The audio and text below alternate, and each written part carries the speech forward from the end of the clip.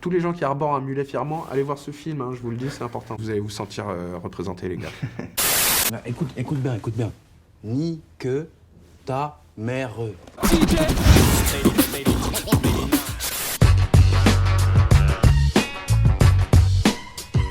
Moi, ça m'a mis dans un truc de challenge direct parce que tu vois, le casting a duré quand même plusieurs mois, donc j'avais eu le temps d'en parler un peu autour de moi de ce que je faisais et tout. Et vraiment, je voyais dans les yeux des gens, plus que dans le mien, parce que moi, je connaissais pas trop le hip-hop et je savais pas trop dans quoi je m'embarquais. Il y avait un truc de ok, ça y est, le challenge là, je vais pouvoir le relever et tout.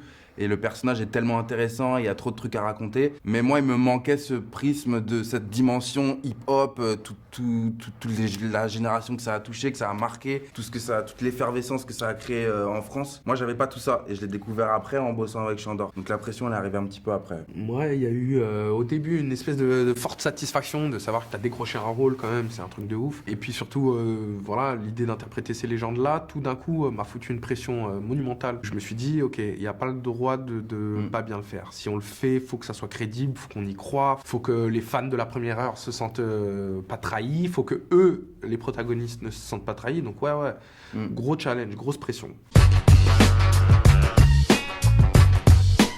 Ouais, ils sont plus venus en tant que consultants, intervenants, tu vois. On avait une équipe autour de nous, on avait Tuco pour l'attitude scénique et le rap, on avait Gladys et Tcherno qui eux sont des deux vraies personnes hip-hop à mort, tu vois. Gladys a dansé avec eux vraiment à l'époque. Et on avait aussi Comer et Karim dans le truc du graffiti, qui sont pareil des anciens qui étaient là au début. Et donc on baignait, si tu veux, dans un truc authentique et vrai. Donc ça a été une des premières forces qu'on avait. Et après, l'autre force qu'on a eue, c'est de se trouver tous les deux, d'être dans le même délire de travail obsessionnel et de vouloir rendre hommage à NTM et, en fait, et à toute la génération. Le début du mouvement de hip-hop a été un peu similaire, en fait. C'était un peu en miroir.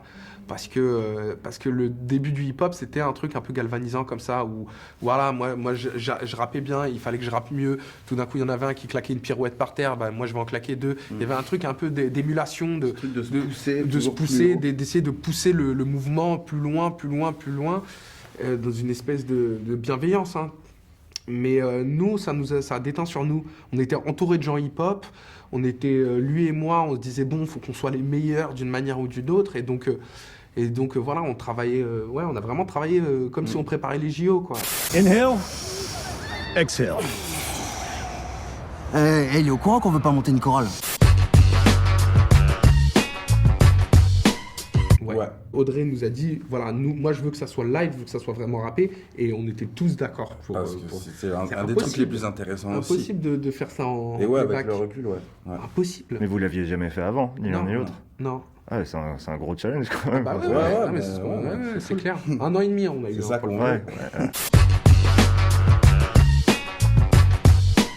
Oh putain, si, qui le dis-tu? Lui, ça va, il s'en sort bien. Ça va, moi on me collait des trucs. On lui collait des pattes sur la je ganache. Moi, j'avais une espèce de mulet fou derrière, un animal vivant qui était dans ma nuque. Mais non, écoute, non, mais c'est bien parce que les coupes de cheveux te mettent dans le perso aussi, tu vois, d'une manière ou d'une autre. Certes, ils avaient des goûts de chiottes à l'époque, mais au moins, ça nous a permis à interpréter des choses, quoi. Ah, t'avais quand même un vrai mulet.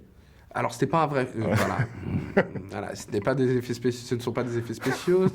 J'embrasse Laurence, notre chère coiffeuse, qui a été formidable.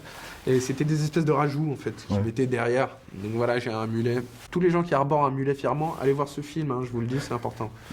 Parce que vous allez vous sentir représentés, les gars.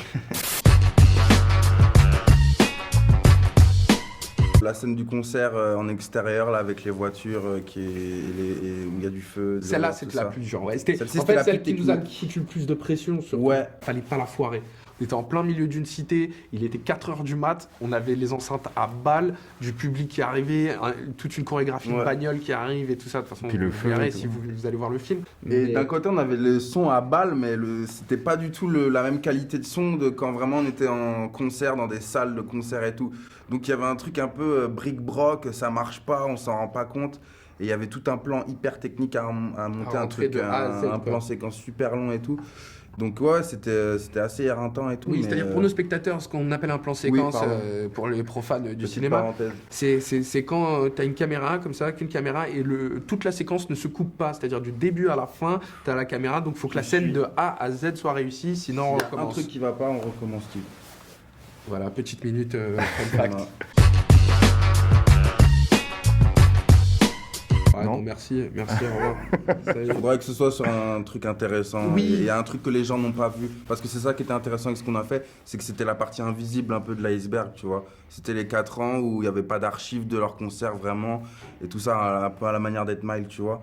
Et s'il y avait un autre truc, il faudrait que ce soit pareil. Mais c'est compliqué parce qu'à partir de la fin de notre film, NTM, voilà. Je tout pense que partout. ce film raconte NTM. Et même 30 ans après, les mecs, quand ils ont vu le film, quand Didier, Bruno, Coolchen et Joey Star ont vu le film, se sont reconnus. Donc c'est que on a raconté ce qu'on avait à Ouais, dire en fait, d'NTM ça- et que voilà, et que maintenant il y aura plein d'autres projets, je l'espère pour nous. D'ailleurs, s'il y a des réalisateurs qui nous écoutent, n'hésitez pas, ça me dit cœur à prendre.